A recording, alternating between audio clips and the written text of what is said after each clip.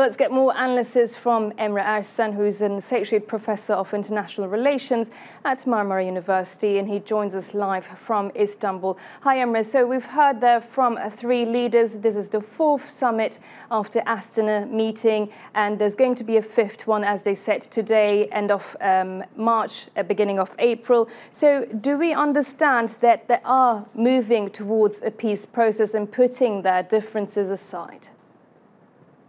Well, as you know, this is the first summit between the three leaders after the United States declared its intention to withdraw its troops from Syria. And understandably, the expectations from this meeting are very high.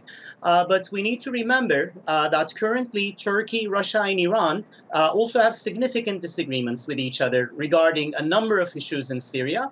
The situation in Idlib, for instance, is extremely important for Russia, as also indicated by President Putin in today's press conference, while for Turkey, the priority is actually the east of the Euphrates River, which is currently controlled by the YPG, which is regarded as a terrorist organization by Turkey. And on the other hand, when we take a look at Iran, it is mainly concerned about the influence of the United States and Israel in the region.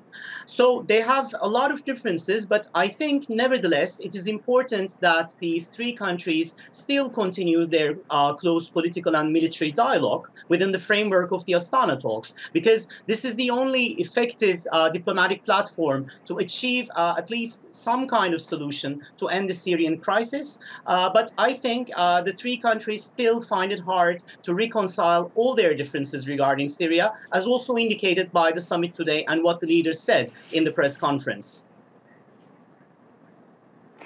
And especially, as you mentioned, the sticking point Idlib there, because the Iranian president said, well, basically, we're nearly towards peace there, and we have ended the war except for some parts, which Idlib becomes the sticking point and the center stage. But when it comes to Idlib, the main priority for President Erdogan, Turkey's president, is the 400,000 civilians there and about the humanitarian crisis that could be coming up next. So is there a way towards solving that problem when it comes to the humanitarian crisis? Well, I think Turkey really works hard to prevent such a humanitarian crisis from happening. That was actually the reason why Turkey and Russia actually signed this agreement in September last year. And the problem there is, however, there are groups related with Al-Nusra, Hayat Tahrir Sham. They don't really want to follow the rules put forward by Russia and Turkey on the ground. And Turkey has really tried its best to make this agreement work, but apparently 70% of Idlib has been acquired in some way or another by this terrorist organization. And definitely this is some kind of a security concern for Russia and the Assad regime. So I think the reason why Idlib is topping the agenda of today's summit is also the same, because currently I think, apart from the situation in the east of the Euphrates River, and as well as the withdrawal of the United States from this region, Idlib will probably be the most immediate concern that should be solved somehow by Russia, Turkey, and Iran. They are still trying to find a way to solve this crisis, but I think some kind of a military operation, a limited military operation maybe, can be also a possibility in the short term. And I think President Putin is trying to convince President Erdogan to conduct this military operation together if it happens. But of course, it has significant complications for Turkey, including the humanitarian dimension, but also some of the groups that are supported by Turkey are also located in the Idlib province. So it is really a very complicated issue to be resolved. Of course, and Emre, as you mentioned, this trilateral summit happened just before the US, the announcement of the US withdrawal troops from Syria.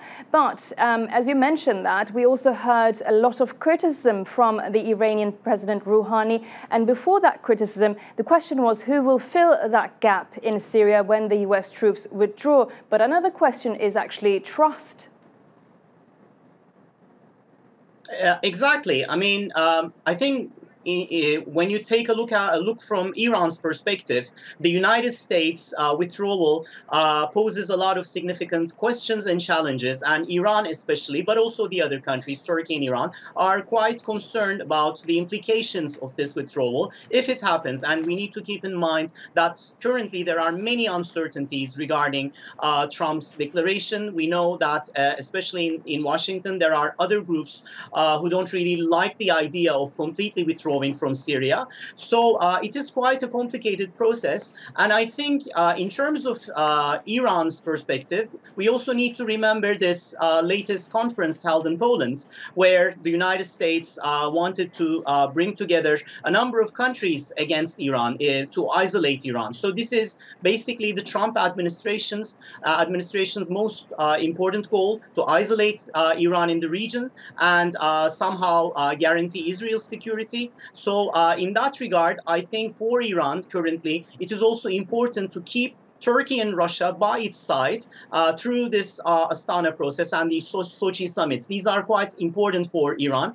And therefore, I think we need to think about all these actors' foreign policies also in connection to their overall regional and global strategies. And in Iran's case, to prevent its isolation in the region is definitely a #1 priority. And that's why it's trying to be closer to Russia and Turkey in Syria. Well, we have to wrap it up here. Thank you very much for that insight and for joining us here on TRT World, Emre Ersen.